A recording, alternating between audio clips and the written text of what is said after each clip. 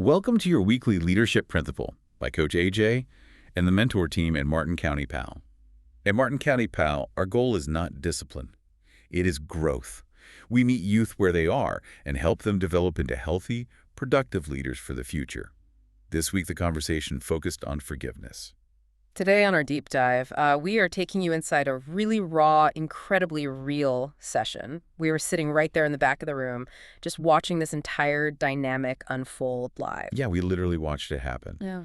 And our mission today is to decode what has to be one of the hardest leadership principles for, well, anyone. Teenagers, adults, you name it. The actual mechanics of forgiveness. Right, because it is so misunderstood. Yeah. And, just to set the scene for you listening, imagine sitting in a room full of teenagers. Chaotic energy. Oh, completely. Yeah. You've got some kids who've been in the juvenile system or this program for like 22 weeks, and others who literally just walk through the door, so the room is buzzing. It was restless. They were squirming in those plastic chairs. Exactly. And then the adults in the room look at these kids and basically tell them they have to let go of the deepest pain they carry. You could practically feel the oxygen leave the room. The resistance was just, it was palpable. It really was. But Coach AJ and the mentors, they didn't just walk in and start preaching at them. They masterfully set the stage first. Yeah, they handed out these index cards with leadership quotes. And they asked the kids to, translate them into their own lived experiences. Which sounds standard, right? Right, until one kid starts talking about being a talented dog entered into a tree climbing contest with cats. That was wild. It was this incredibly visceral metaphor for feeling like completely out of place and undervalued by the system. And Coach AJ didn't let that just stay as some abstract thought. He immediately grounded it in their daily survival. He brought up this concept of guilt by association. Using a scenario every single kid in that room recognized instantly, the school fight. He paints this vivid picture. There's a brawl in the hallway. You aren't throwing punches, you didn't start it, but you were standing there holding up your phone, recording it for social media. And you could see the kids nodding. Because in their minds, if they aren't throwing the punches, they're innocent. Right. They think their hands are clean. Yeah, they're just documenting it. It's social currency for them. But Coach AJ looked them dead in the eye and just shattered that illusion completely. He told them straight up, the world doesn't care about your internal intentions. If you are holding the camera, you're providing the audience. You are the fuel for the fire. Exactly. Which means society views you as part of the problem.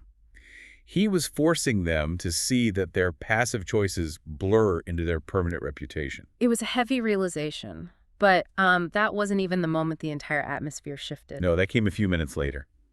And it wasn't during a game or anything. Coach AJ just stopped pacing. He just stopped, looked at the room, and delivered this sobering reality check about a former student. A kid who used to sit in those exact same plastic chairs. A kid who had just received a 5-year prison sentence. 5 years. 5 years. And he traced it all back to a single, seemingly minor domino falling 6 months ago over a THC vape pen that supposedly wasn't even his. The silence in that room, it was heavy. It was the sound of 16-year-olds suddenly realizing their own mortality. He didn't sugarcoat the stakes at all. He told them flat out, somebody in this room is going to fail themselves if they don't own their choices. And the mentors, guys like Coach Steve, Matt, and Bob, they weren't scolding them. They were acting as guides, trying to navigate these kids through the very real, very permanent stakes of these decisions. Which brings us to the core mission of this deep dive. Because once you establish that these kids are making life or death choices, you have to look at what's actually driving those choices. And almost always it's unresolved anger, it's baggage they're carrying. So they bring up forgiveness. And I want to challenge you, the parent driving in your car or listening at home right now. I want to challenge you right out of the gate. How often do we expect our teenagers to master a concept like forgiveness when we adults struggle to do it ourselves? We demand that our kids let go of their grudges against a sibling or a teacher, but we will hold on to resentment against a coworker for a decade. Exactly. And watching the youth grapple with this was so revealing. They had this ironclad misconception about how forgiveness actually works. They genuinely believed that to forgive someone, you had to physically walk up to the person who wronged you, look them in the face, and say, I forgive you. They were actively rejecting it. Like that one girl in the front row, she dug her heels in completely. Oh, she was so adamant. She was like, if someone disrespects me, if they cause me trauma, Why on earth do I owe them a conversation? Why do I owe them absolution? She felt like forgiving them was a form of surrender, like she was losing. And that's where Coach Matt stepped in. He completely dismantled her defense by changing who actually benefits from the act. Right. He didn't tell her she had to be the bigger person for their sake. He told her, forgiveness is not for the other person. Forgiveness is for you. They spent the next 20 minutes breaking down what forgiveness is not. Because, you have to clear away the myths before you can build the reality. Coach AJ was so intense about this. He said, forgiveness is not approving of the disrespect. It is not saying, hey, everyone makes mistakes, we're good. It is not minimizing your own trauma. Yeah. And it absolutely does not require you to immediately trust that person again. You can establish a massive brick wall boundary to protect yourself while still dropping that heavy bag of anger you've been carrying. Which led to Bob bringing up the poison analogy. He told the room that holding a grudge is like drinking poison and waiting for the other person to die. Now, I know we've all seen that quote on 100 different inspirational posters, but sitting in that room, watching these kids internalize it, you really see the physiological truth behind it. Let's actually unpack the biology of that. Because it's not just a cute saying. When you hold on to a grudge, your nervous system doesn't know the event is over. Right. Your body reacts like it's happening right now. Your amygdala fires, your cortisol levels spike, your heart rate elevates. You are literally wearing down your own cardiovascular system. Meanwhile, the person who insulted you in the hallway is probably at home playing video games. Totally oblivious. You are physically poisoning your own body with stress hormones while they sleep perfectly fine. You are doing the abuser's work for them. And once the kids understood that they were only hurting themselves, Coach Strait introduced an analogy that I honestly think should be required listening for every human being. Oh, the thermometer versus the thermostat? Yes. Let alone every parent. Everyone needs to hear this. I almost stood up and clapped in the back of the room when he dropped this. It completely rewired how I think about conflict. He asked the room, are you a thermometer or are you a thermostat? Let's think about the mechanics of a thermometer. It has no internal control. None. It simply reads the environment. If the room gets hot, the mercury rises. If the room gets cold, it drops. If someone treats you with disrespect, you automatically reflect that disrespect back at them. It's like Newton's third law applied to human emotion. Every action has an equal and opposite reaction. You are literally letting a stranger dictate your internal state. But a thermostat has a mechanism of control. It has a set point. A thermostat reads the room, recognizes that it's getting too hot, and then intentionally kicks on the air conditioning to bring the environment back to its predetermined standard. You choose your baseline. You treat people better than they treat you. Not because you are weak, but because you refuse to hand over your remote control to someone else. Setting the temperature instead of just reacting to it. That is the essence of actual power. It requires a massive amount of internal regulation, though. For a teenager to be a thermostat, they have to learn how to pause in that millisecond between someone calling them a name and their response. Right. They have to decide, I am a person of respect, therefore I will act respectfully regardless of the chaos you bring into my space. And once Coach AJ had them understanding that power, he mapped out the 3 specific people every single one of us has to forgive if we want to move forward. The first target was themselves. Which is so critical for youth in the juvenile system. They carry a mountain of shame. Guilt says I did a bad thing, but shame says I am a bad person. And Coach AJ was desperately trying to get them to forgive themselves so they stop letting their past bad decisions dictate the script for their next one. Because if you believe you are a criminal, you will do criminal things. But the second person they needed to forgive, this was the moment that fundamentally shifted the dynamic of the whole session. Oh, for sure. Coach AJ looked at these 16 and 17-year-olds, kids who naturally view their parents as the absolute enemy, and he told them they need to forgive their parents. The tension in the room spiked instantly. You could feel it. Adolescents are biologically wired to separate from their parents, and part of that process involves becoming hypercritical of every flaw we have. But Coach AJ got incredibly vulnerable here. He didn't speak as an authority figure. He spoke as a flawed human.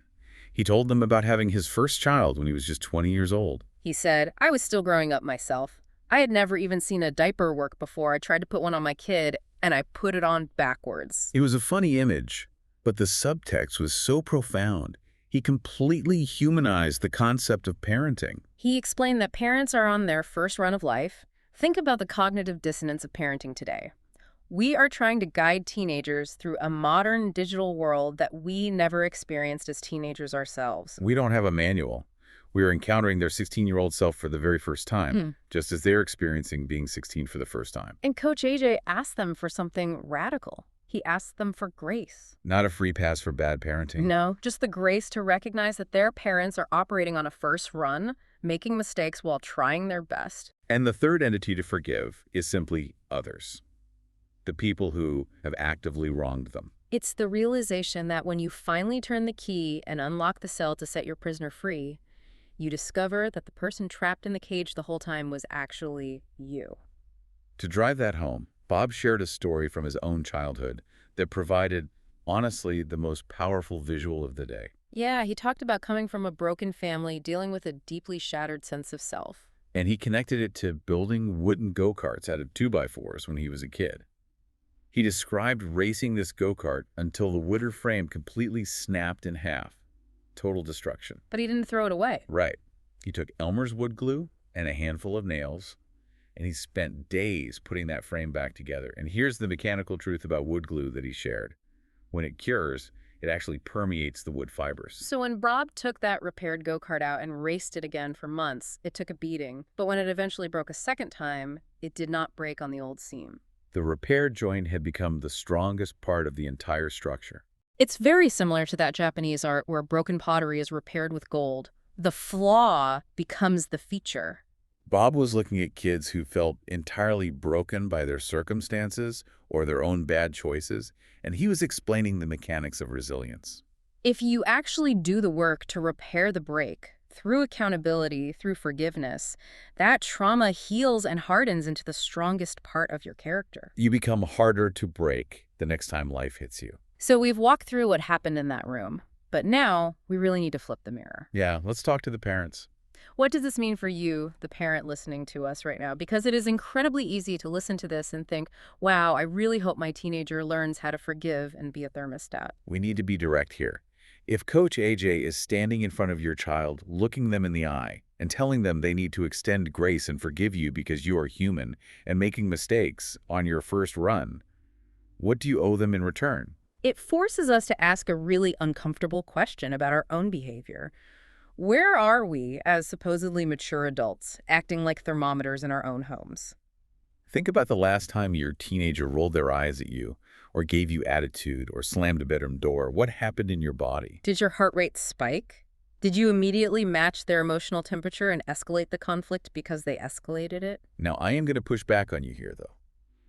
I hear what you were saying about grace, but I know what the parents listening are thinking right now because I feel it too. What's that? If my kid disrespects me in my own house, I can't just take a deep breath, smile, and act like a calm thermostat. I am the parent. We have to enforce rules. If I just forgive every eye roll and slam door without a reaction, that isn't parenting. That is permissive surrender. That is a completely valid friction point, but I think you are conflating emotional reaction with boundary enforcement. Oh. Remember how Coach AJ defined forgiveness for the kids? Forgiveness is not a lack of boundaries.